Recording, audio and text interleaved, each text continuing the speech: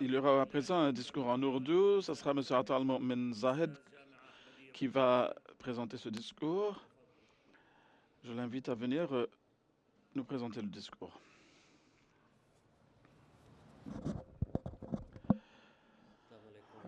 Que la paix soit avec vous et la miséricorde de Dieu. Je témoigne qu'il n'y a aucun Dieu excepté Allah. Il est unique, il n'a pas de partenaire. Et je témoigne que Mohammed est son serviteur et messager.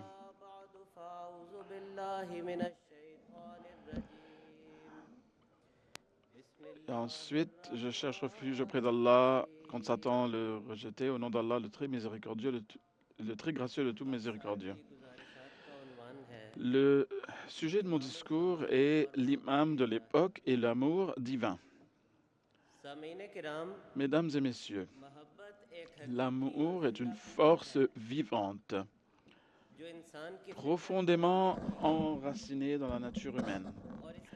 Sa véritable essence consiste à voir le cœur s'attacher à un être aimé, à être séduit par ses qualités, sa noblesse de caractère et ses vertus, au point de se laisser imprégner de son image et de s'oublier dans son amour.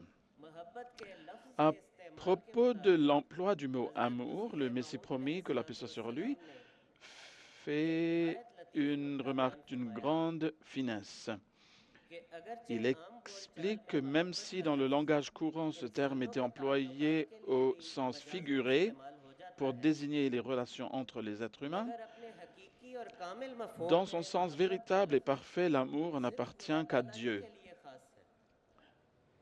En effet, l'amour parfait exige l'adoration. Et nul autre qu'Allah n'est digne d'être adoré. Le seul amour authentique est donc celui de l'être humain, que l'être humain porte à son Créateur et son Maître. C'est pour cela qu'Allah le Très-Haut a déposé dans la nature même de l'homme la flamme de son amour. Le Saint-Coran nous apprend que au tout premier instant de la création de l'être humain, Allah adressa cette question aux enfants d'Adam. Alastu bi rabbikum, ne suis-je pas votre Seigneur? Ils répondirent, oui, nous en témoignons. Oui, nous en sommes témoins. Le Messie promis, que la paix soit sur lui, exprime cette même réalité avec une grande beauté poétique. Il dit, c'est toi-même qui as répandu sur les âmes le sel de ton amour. C'est de là que provient toute l'ardeur des amoureux.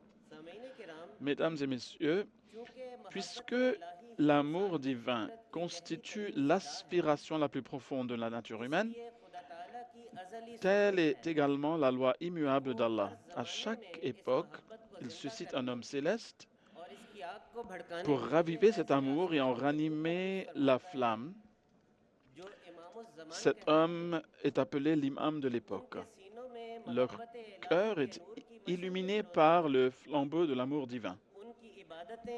Leur adoration, leur sacrifice, leur vie et leur mort sont entièrement consacrés à Dieu.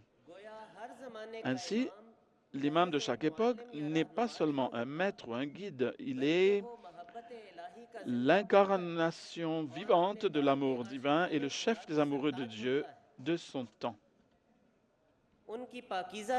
Lorsque l'on contemple leur vie bénie, on découvre chez chacun une manifestation particulière de cet amour.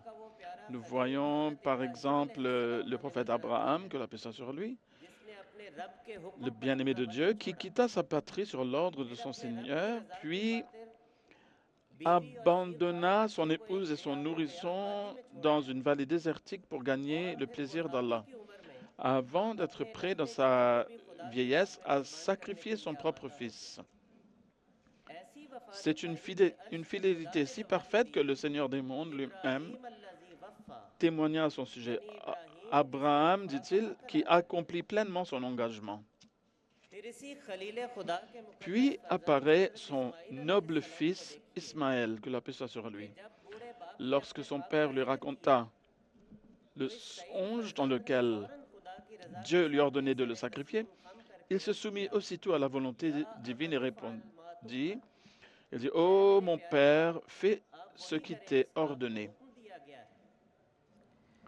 Vient ensuite Joseph, que la paix soit sur lui, ce prophète véridique qui, lorsqu'il fut appelé au péché dans une profonde solitude, préféra la prison plutôt que de transgresser les limites fixées par Dieu en disant, « Oh mon Seigneur, la prison m'est préférable à ce à quoi elle m'invite. » Puis, nous contemplons Moïse, que la paix soit sur lui, celui avec lequel Allah parlait. Son cœur débordait d'un si profond désir de proximité avec son Seigneur que lorsque Dieu lui fixa un rendez-vous, il devança son peuple avant d'arriver plus rapidement auprès de lui en disant, « Seigneur, je me suis hâté vers toi, mon peuple vient derrière, afin que tu sois satisfait de moi. » Cette hâte n'était motivée par aucun intérêt terrestre. Elle était celle d'un cœur amoureux, impatient de rejoindre son bien-aimé. Puis apparaît David, que la paix soit sur lui, qui implorait constamment son Seigneur en ces termes, « Ô Allah, je te demande ton amour. »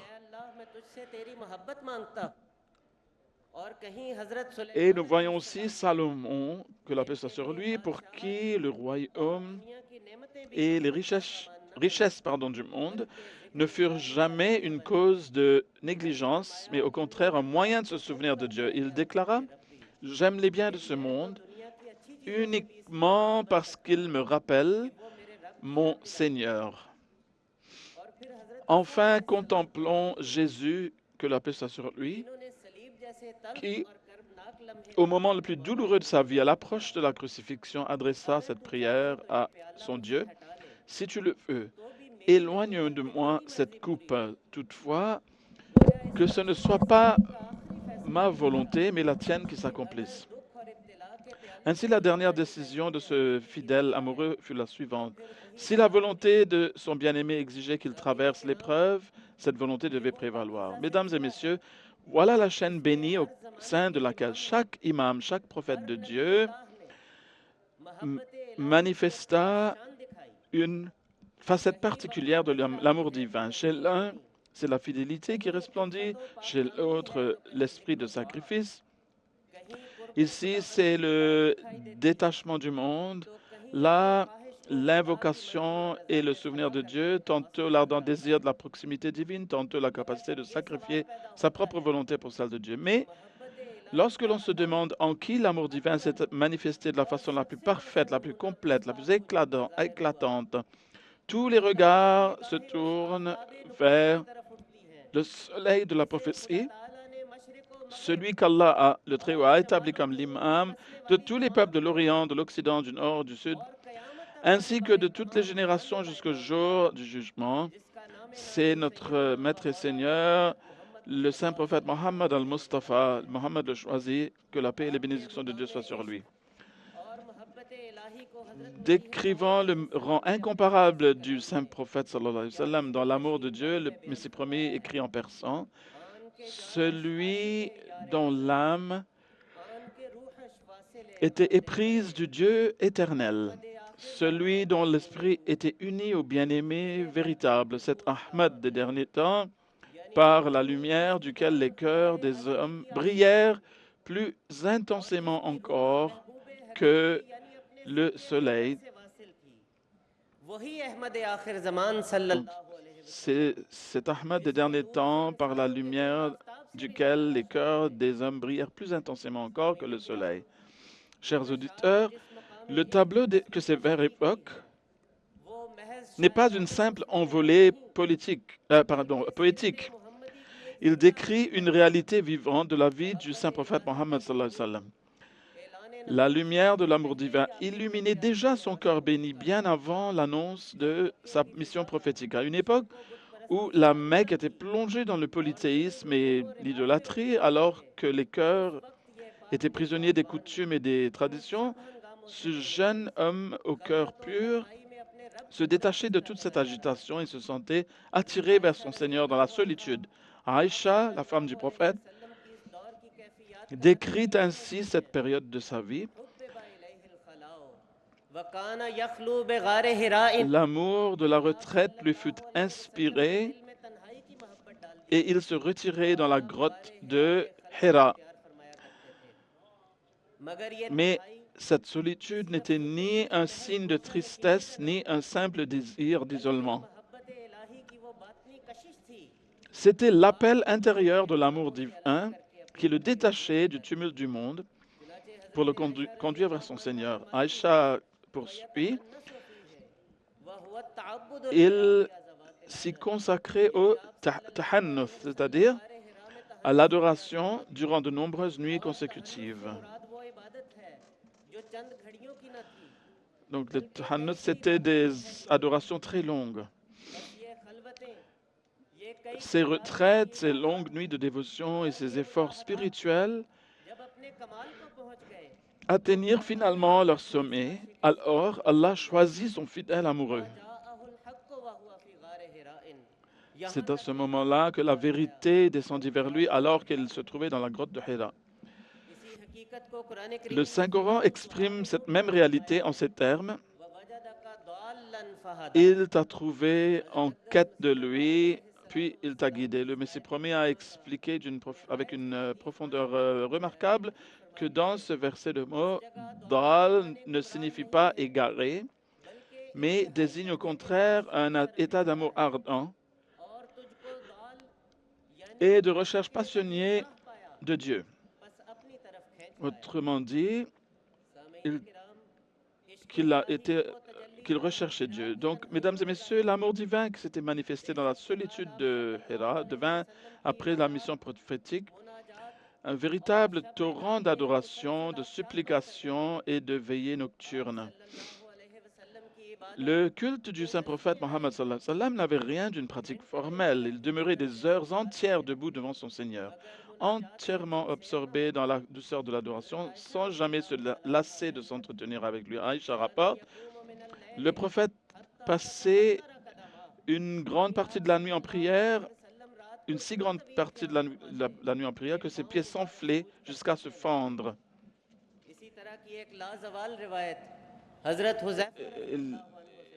Il y a un excellent rapport qui a été fait par Hudhayfa, qu'Allah soit content de lui, qui relate également une nuit où il eut l'honneur de prier derrière le prophète. Il raconte que celui-ci commença par la récitation de la sourate Al-Baqarah. Il dit, je pensais qu'il s'inclinerait après une centaine de versets, mais il poursuivit. Puis je crus qu'il s'inclinerait à la fin de la sourate, mais il continue encore en récitant intégralement la sourate An-Nisa, puis la sourate Al-Imran. Cela représente plus de 5 juz du Saint-Coran. Donc il dit que il récitait avec une lenteur méditative. Chaque fois qu'il rencontrait un verset glorifiant Dieu, il le glorifiait. Lorsqu'il rencontrait un verset contenant une supplication, il adressait une prière. Et lorsqu'il rencontrait un verset demandant protection, il recherchait la protection d'Allah. Ainsi, son adoration était un dialogue vivant avec son Seigneur. Chers auditeurs, cet amour divin du saint prophète ne se limitait pas à ses prières et à ses supplications. Il imprégnait toute son existence. Quelle valeur accordait-il à ce monde? Omar, le deuxième calife, vit les marques laissées par la natte sur le corps béni du prophète, que la paix soit sur lui. Il en fut profondément ému. Mais le prophète lui répondit, qu'ai-je donc à faire de ce monde? Je suis semblable à un voyageur qui s'arrête un instant à l'ombre d'un arbre avant de reprendre sa route. Sur le champ de bataille d'Uhud, alors que son corps béni était couvert de blessures et que l'ennemi menaçait de revenir à l'assaut, Les polythéistes crièrent gloire à Hubal. Donc Hubal était le nom d'une de leurs idoles. L'amour jaloux qu'il portait à l'unicité divine ne lui permit pas de rester silencieux. Il ordonna aussitôt, répondez-leur, Allah est le plus élevé et le plus grand. Et lorsqu'arriva enfin le dernier instant de sa vie terrestre, son cœur ne se tourna ni vers ce monde, ni vers les richesses, ni vers le pouvoir, ni vers aucun soutien matériel. Le dernier cri de ce fidèle amoureux fut simplement « Oh Allah, la compagnie suprême !» Oh Allah, la compagnie suprême. Oh mon Seigneur, mon seul désir est désormais de te rejoindre et de vivre dans la proximité, ta proximité éternelle. On entend à présent des slogans dans la salle.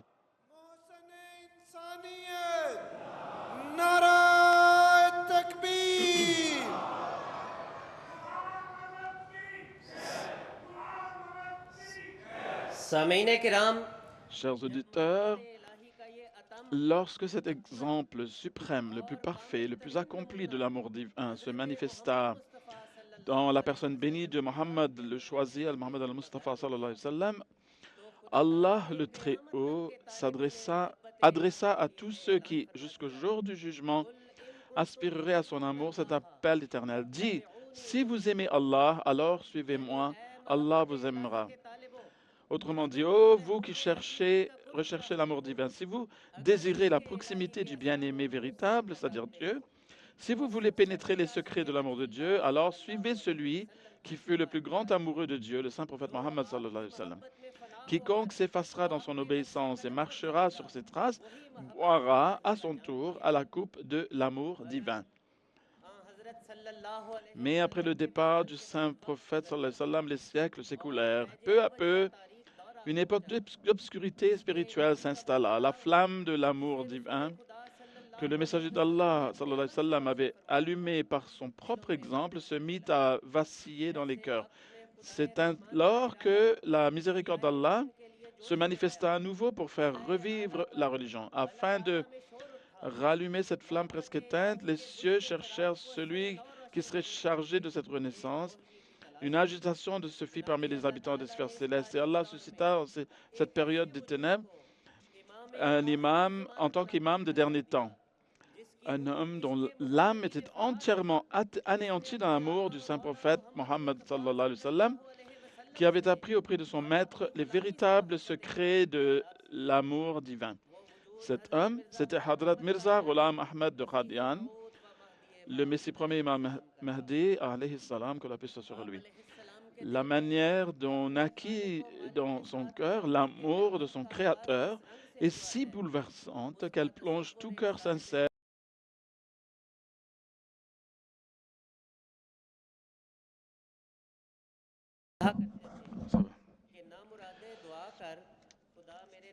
Donc il dit, prie pour moi afin qu'Allah m'accorde la grâce de pouvoir accomplir la salat. Il a dit ça lorsqu'il était tout petit à une petite fillette de son âge.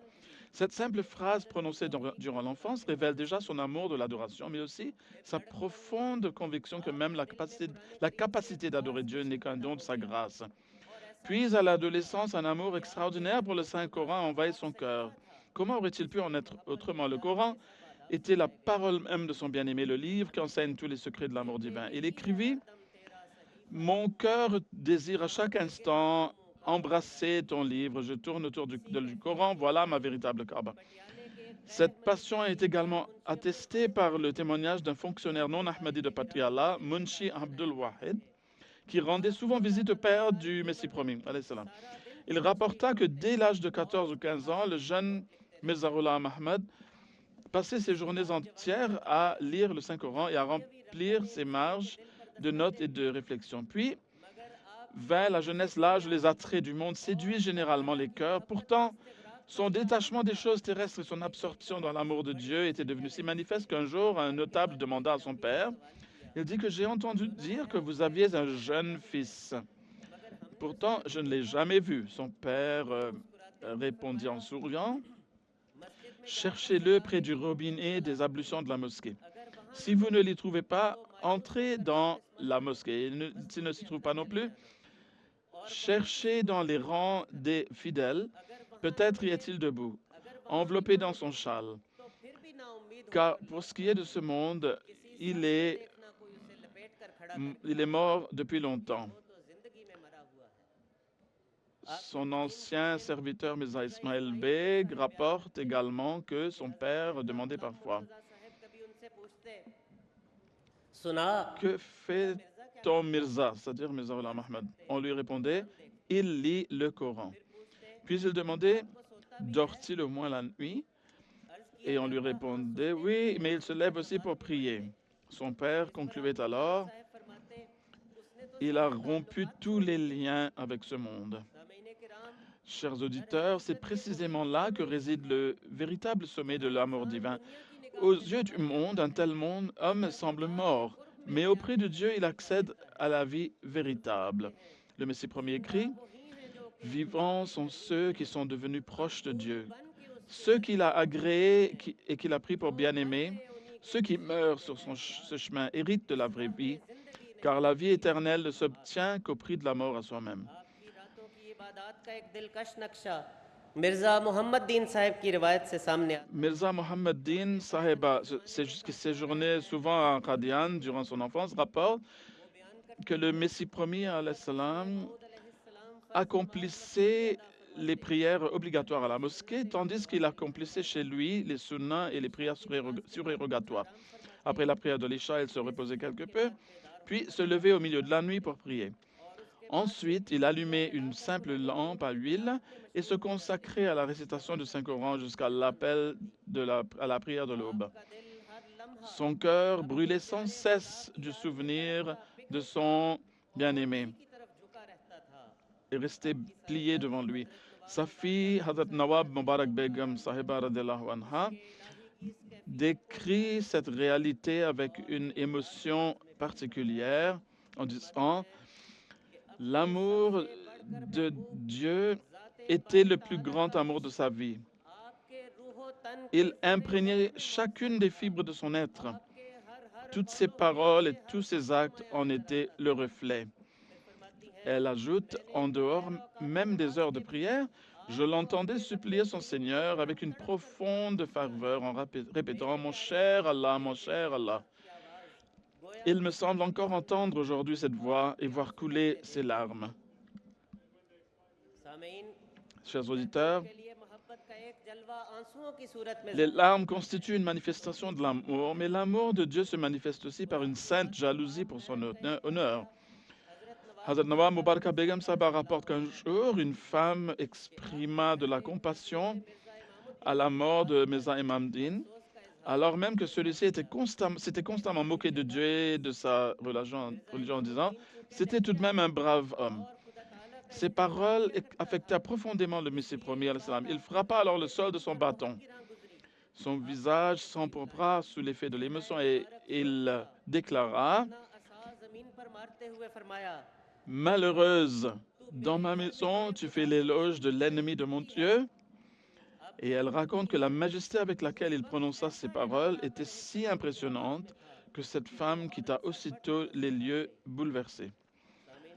Chers auditeurs, l'amour divin du Messie promis ne transparaît pas seulement dans les événements de sa vie, il rayonne également dans chacun de ses écrits.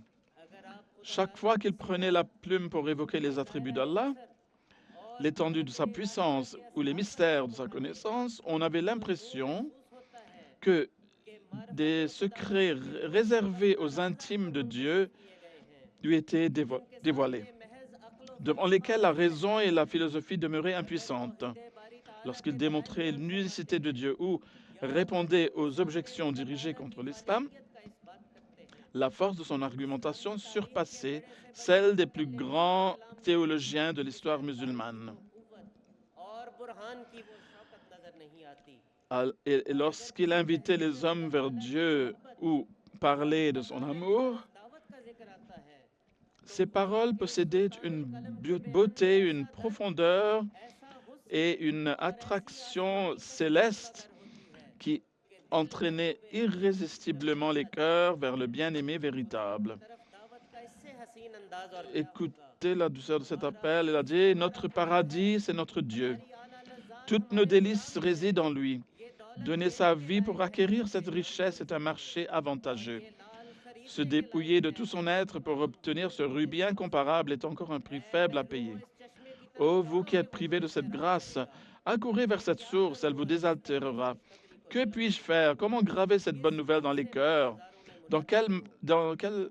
Avec quel tambour puis-je annoncer cette nouvelle dans les marchés que votre Dieu existe? Ghulam अहमद की नाराए तकबीर। Mesdames et messieurs, cette profondeur d'amour ne s'exprime pas seulement dans sa prose, elle se déverse aussi dans la poésie, elle y prend une intensité et une beauté incomparable. Il a écrit « Mon âme est unie à ce bien-aimé. C'est là mon paradis, mon refuge. Je voudrais parler de lui, mais mes forces m'abandonnent, car l'amour est un océan sans rivage. » Ou encore « Gloire à celui qui a mis fin à toute hostilité entre toi et moi. » Si vous souhaitez contempler l'ardent désir de Dieu qui animait son cœur, écoutez ces vers de l'imam de l'époque. Ô bien-aimé, ton regard est une épée acérée. Il tranche d'un seul coup tous les liens qui m'attachent aux autres. Je ne trouve pas un seul instant de repos loin de toi. Mon âme s'étouffe comme celle d'un malade séparé de son médecin.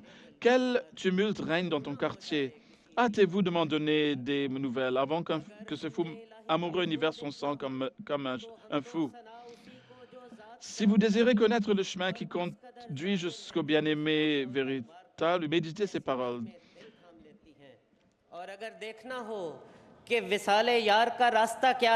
Si vous voulez savoir comment arriver jusqu'au bien-aimé, écoutez ces paroles de l'imam de l'époque.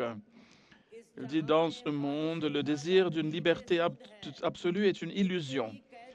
Une seule captivité procure la véritable délivrance, celle de ton cœur. Un cœur qui ne fond pas sous l'effet de cet amour n'est pas un cœur. Sans le bien-aimé unique, il ne connaîtra jamais le repos. Le premier pas sur le chemin de la pauvreté spirituelle consiste à renoncer à son propre moi. Renverse donc ton ego afin de t'élever vers le bien-aimé. Chers auditeurs, l'amour divin qui jaillissait du cœur de l'imam de l'époque ne se limitait pas à la langue ourdou. Lorsqu'il s'exprimait en effet en persan, il revêtait une délicatesse, une douceur et une profondeur tout aussi extraordinaires. Il s'adresse ainsi à son Seigneur. « Ô mon bienfaiteur, ma vie entière t'est sacrifiée.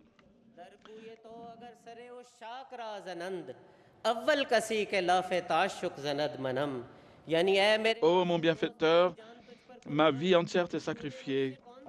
Quelle différence puis-je faire entre toi et moi, puisque tu ne fais qu'un avec mon être?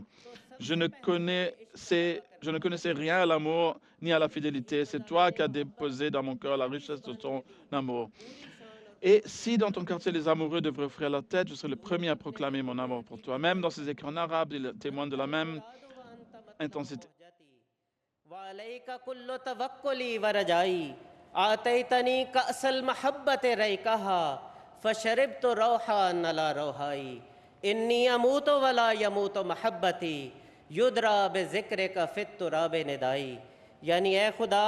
Cela signifie, tu es le désir suprême de mon âme, ô mon Dieu. Tu es l'objet de toutes mes aspirations.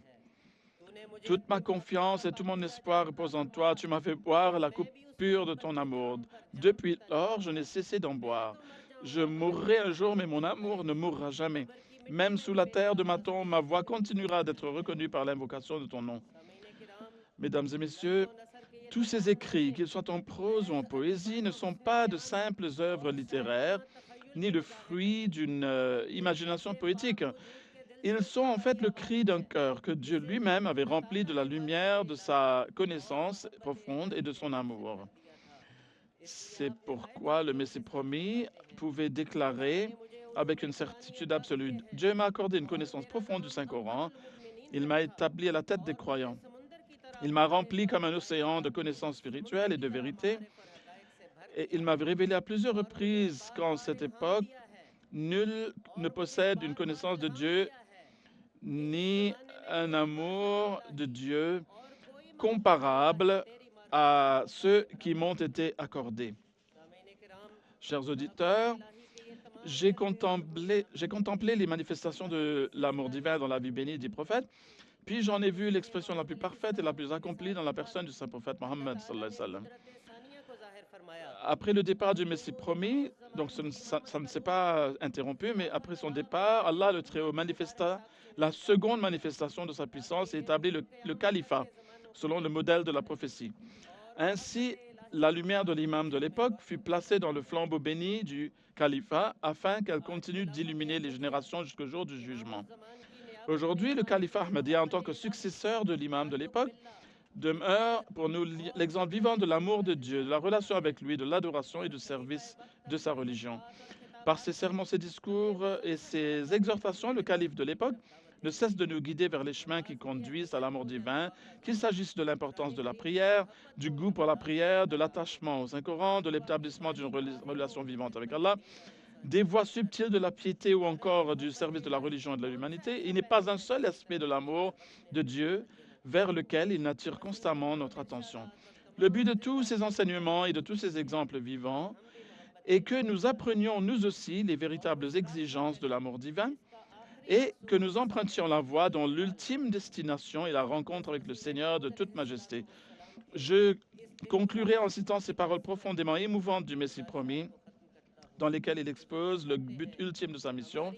Il dit « Le véritable objectif de ma venue est de conduire ceux qui sont égarés sur le chemin qui mène au bien-aimé, d'ouvrir les yeux de ceux que l'égarement a rendus aveugles, de retirer ceux qui sont tombés dans le gouffre de la perdition et de les engager sur la voie droite, afin qu'ils puissent boire à la coupe délicieuse de la rencontre avec le Seigneur de toute majesté.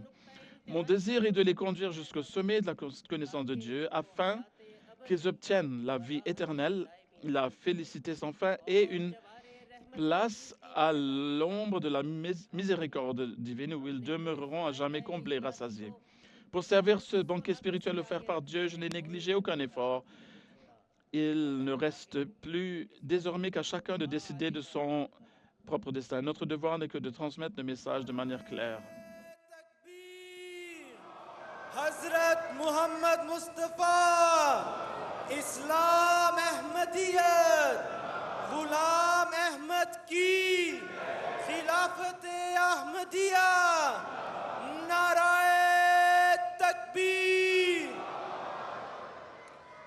جزاكم الله أحسن الجزاء يا ربي صل على نبيك دائما في هذه الدنيا وبعث ثاني اللهم أيد إمامنا بروح القدس اللهم بارك. Qu'Allah aide notre imam avec l'esprit de la sainteté, qu'Allah nous bénisse dans sa